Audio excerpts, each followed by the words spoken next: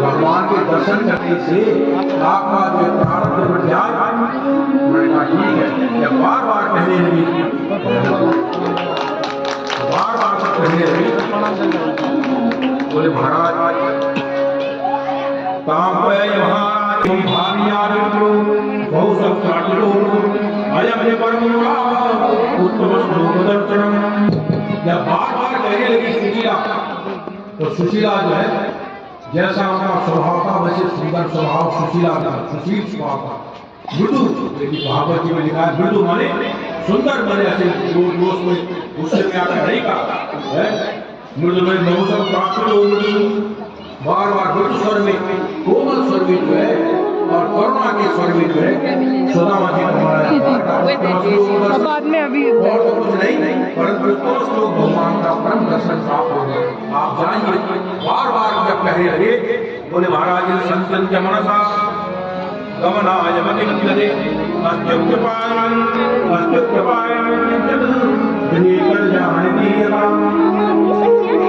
अच्छा ठीक है। जब बार बार कह रही है मैं द्वारका कोई जाने वाले तैयार हूँ, अब मैं द्वारका कोई जाने वाले तैयार हूँ, परंतु खाली हाथ कैसे जाऊं?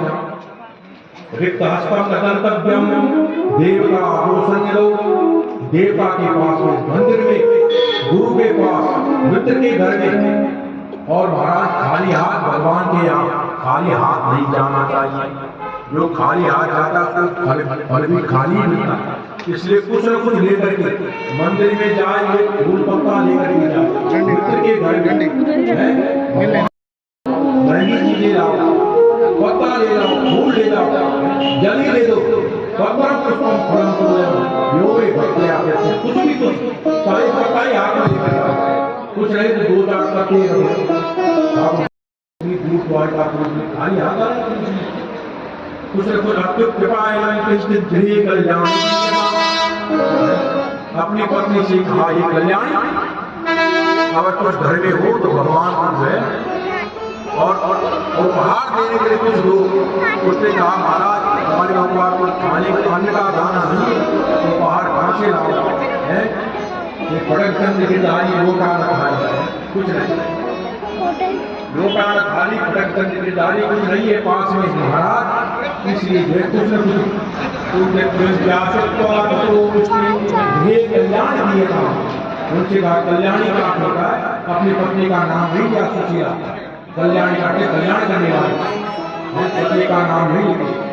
जो भी अपनी पत्नी का इसलिए लिखा महाराज, इसलिए श्रीमद् भागवत जी में कहा है कि महाराज आप इसलिए जो लिखा कि महाराज सुकान सुनाम महाराज अत्यंत कृपण से महाराज गुरु नाम भर्तुर्नाम गुरु नाम अपना नाम अत्यंत कृपण से श्रेष्ठ कामो निन्या महाराज श्रेष्ठ कामो निन्या अत्यंत कृपण से आप नाम गुरु नाम अत्यंत कृपण से श्रेष्ठ कामो निन्या आप नाम गुरु नाम देश का अगत्य गलत प्रयोग श्रेष्ठ कामों ने लिया महाराज अत्यंत कृपण से इनके नाम कभी नहीं लेना चाहिए। अपना नाम मेरा मैं घराना हूँ, जो बोलने से उसकी आयु क्षीण हो जाती है, कोई अपना नाम नहीं लेता, बहुत कम है। आप नाम गुरु का नाम भी नहीं लेना चाहिए। महाराज देश का गलत प्रयोग, अपने जेठे पुत्र का भी नाम नहीं लेने के बनाना पर गलत प्रयोग मैंने गलत प्रकार होता है। पति पत्नी का नाम न ले, पत्नी का नाम न ले। इसके यहाँ लक्ष्मी का नाश होता है। जो पत्नी का नाम लेकर के बाद हुए उसके पति की आयु क्षीण हो जाती है। आजकल में तो सभी लेने पर पहले नहीं लेते थे। जो मर्यादा में है, मर्यादा मतलब रजनी नौकर को बोल रहे तो रमेश तुम कहाँ से आ रहे हो, सुरेश कहाँ गया था, ऐसा करके कोई मर्यादा नहीं। उसके पति की आयु क्षीण हो जाती है। जो अपनी पत्नी का बार बार फलानी कहाँ से आ रही है, उसकी घर की लक्ष्मी का नाश होता है। और श्रेष्ठ कामों ने दिन लिया जिसका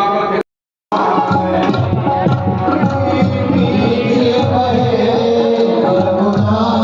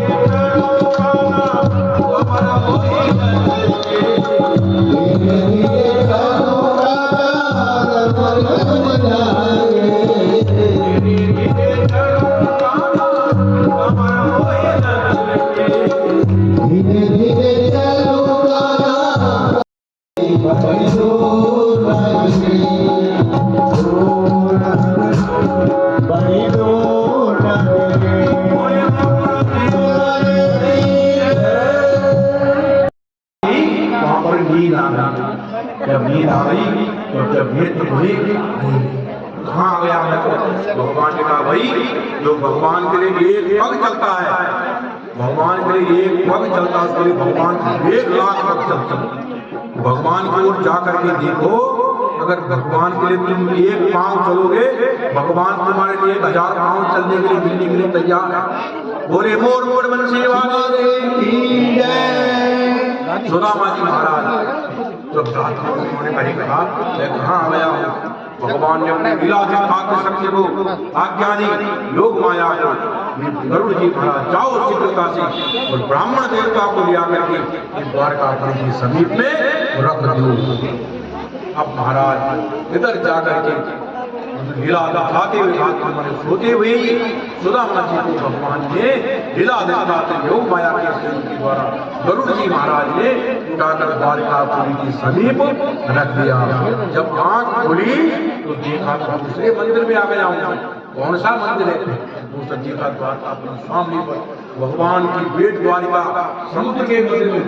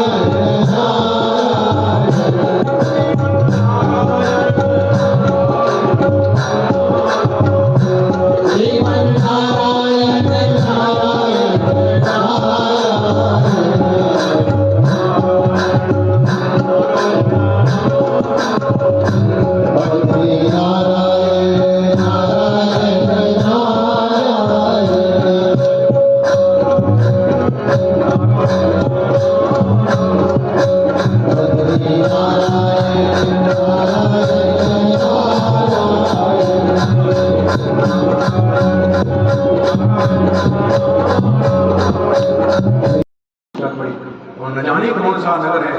कुछ दूर पास पहुंचे, भैया ये कौन सा नगर सामने में दिख रहा है? मुझको तो आश्चर्य हो रहा है, एक क्षण में कैसे पहुंच गया? बोले महाराज, ये भगवान श्री के श्याम सुंदर की द्वारकापुरी है। बच्चा इतना जल्दी पहुंच गया मैं द्वारका। भगवान की लीला का स्मरण करते हुए सुदामा जी में परम ज्ञानी थे, उनको जर्जर कर करके नेत्रों से मेरे लगी भगवान का, क्योंकि परमात्मा भगवान को दीना नाम दीन दयाल कहा। बैठ गए समुद्र के पार में है। लोग नौका में बैठ बैठ करके सब समुद्र पार करके द्वारका में जा रहे हैं। और वहां पर सुदामा जी महाराज समुद्र के किनारे बैठ करके गठिया करके बैठे, कैसे जाऊं बड़ी दूर नगरी, कैसे आऊं रे कनाई तेरे गोकुल नगरी, कैसे आऊं मैं? तब तक भगवान जो भगवान की संकल्प स्वरूप स्वयं भगवान है, केवट बन करके सुंदर नौका लेकर के वहां पर पहुंच गए।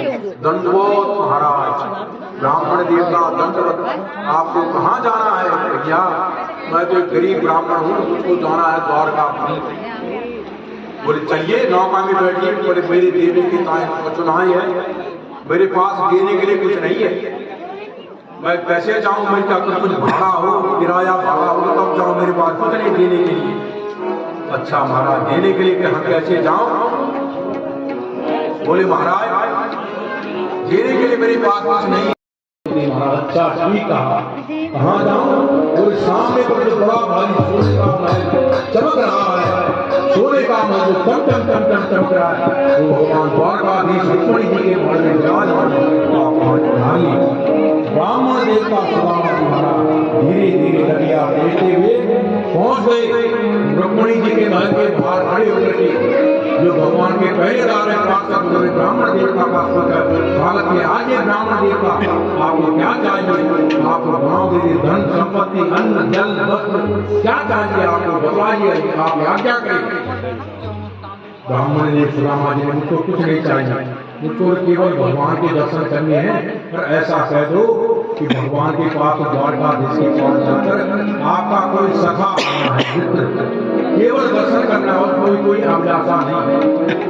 और कुछ मांगना हो यहीं से हम आपको दे देंगे, कोई नहीं, उसको तो केवल दर्शन करने और कुछ नहीं। बोले भगवान का सब रखा क्यों? बोले महाराज ब्रह्मरुद्र ब्रह्मैव भवति, बोले मैं भगवान का सखा मित्र हूँ। बोले महाराज क्या कह दो? बोले शीश प्रकार जगातन में प्रभु जाने को आज बसे कहीं ग्राम, शीश पड़ी शीश लटी पर लड़ती दुपड़ी पर पाय उपार हटी नहीं सामान, द्वार खरो चतुर्बल एक गयो चकिसो वसुधा हरिरामा, भूषत दीन दयालु भुवन वहावत आत्म नाम सुराम। भगवान के द्वार सुदामा जी में क्या परिचय दूं? बोले ये परिचय जो मेरा और सुदामा जी महाराज खड़े हैं भगवान के द्वार पर परिचय देने के लिए महाराज भेज दिया। अरे द्वार पालो कन्हैया से कह दो, अरे द्वार पालो कन्हैया से कह दो कि दर पे सदावा गरीब गया है। अरे द्वार पालो कन्हैया से कह दो कि दर पे सदावा गरीब गया है। भटकते भटकते न जाने कहाँ से, भटकते भटकते न जाने कहाँ से, तुम्हारे महल के करीब गया है, तुम्हारे महल के करीब गया है।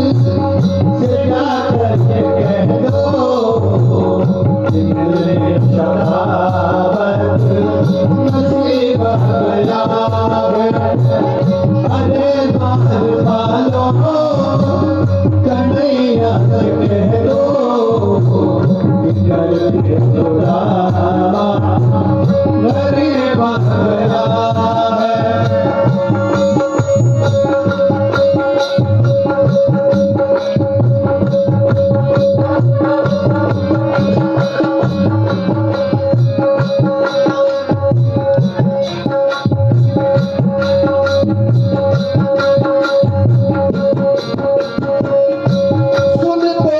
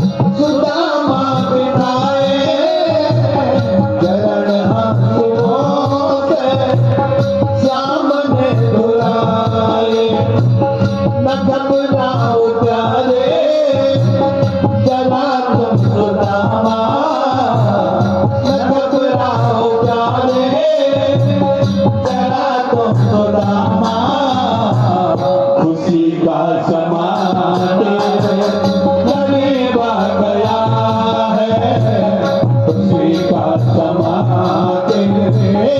करीब आया है, खुशी का समा करीब आ गया।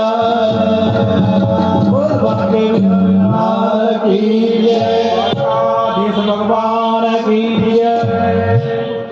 श्री सुखदेव जी महाराज वर्णन कर रहे राजन इस उपरांत जैसे भगवान ने सुना कि जो है जैसे शीश पगान धरातन में प्रभु जाने को आय बसे कही ग्रामा धोती बटी सिलटी दुपटी पाय पान की नहीं सामा द्वार खड़ो तुझ दुर्बल रहो किसो वसुधा अभिरामा पूछत दीन दयाल को धाम बतावत आप नाम सुदाम।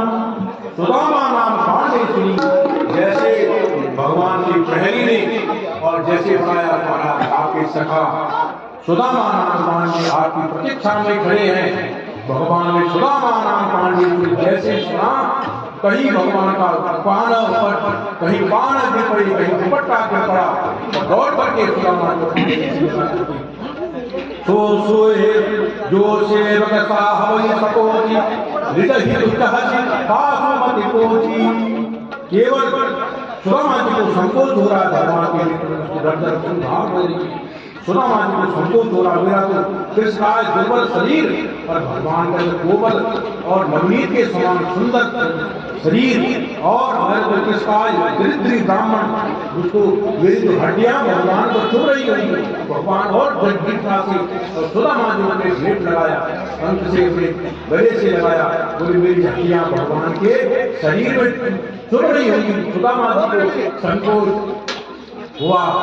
सुदामा जी को लेकर के भगवान आकर के रुक्मणी जी के महल में ले गए उनको सुंदर अर्घपाद्य से पूजन करके और अपने रुक्मणी जी के सिंहासन पर जहाँ पर विराजते हैं सुदामा जी को विराजमान किया। चलो और आय महान गोपाल नैन कोए शोभन धोए पानी पड़ा को हाथ छुओ नहीं नैन को दर्शे कम धोए।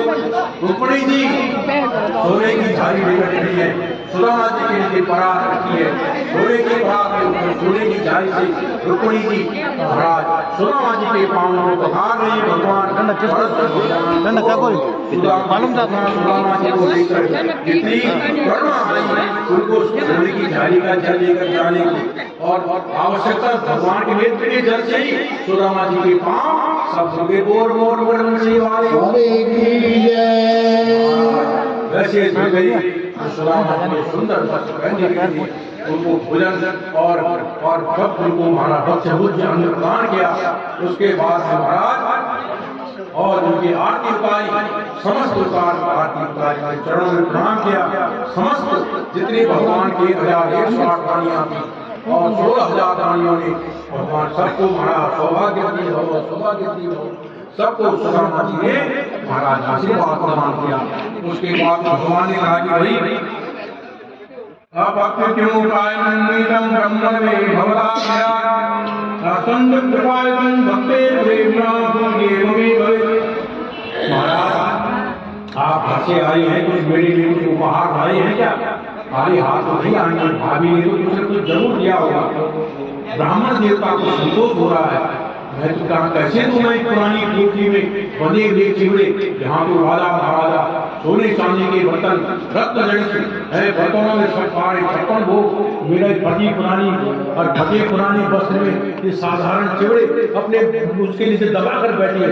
भगवान अरे कुछ लाए हो सुदामा ने चुपचाप सिर नीचा करके खड़े हैं कहीं मैं तो जो है कुछ दे दूं मैं तो भगवान तो दिनों के नाम है जानते हैं दीनानाथ वो जानते हैं महाराज भक्त और भक्त जो अनुराग पूर्वक जो देता पत्रम पुष्पम पयम सोयम यो में भक्त्या पृष्ठति जो कुछ देता भगवान ग्रहण कर लेते परंतु जो राजा की छोरियां हैं ये रानियां राजा की जो हंस पड़ेगी भगवान की हंसी होगी उनको लज्जा आई, मेरे कारण संकोच हुआ, लेकिन क्या शर्म के मारे सिर नीचा किए हुए बैठे, कुछ लाए हो सुदामा इधर उधर की बातें कर रहे हैं, परंतु बोले अरे कन्हैया क्या पीछे पड़ जाता है, कुछ सुनना ही नहीं, बार बार कुछ लाए हो कुछ लाए हो।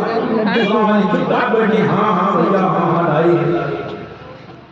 जब भगवान ने कहा ये नहीं मानेगा तो जैसे उनके चरणों में भैया उनके उसके नीचे और उनके काख से पोटली छीन ली, तो पुराना कपड़ा था, थोड़ा पुराना कपड़ा पुरानी कपड़ा तो धो धा करके सुशीला ने दिया था, कहा सारा कपड़ा फट गया, तो वस्त्र फट गए और जितने चावल चुके थे सब धरती पर फैल गए धूल।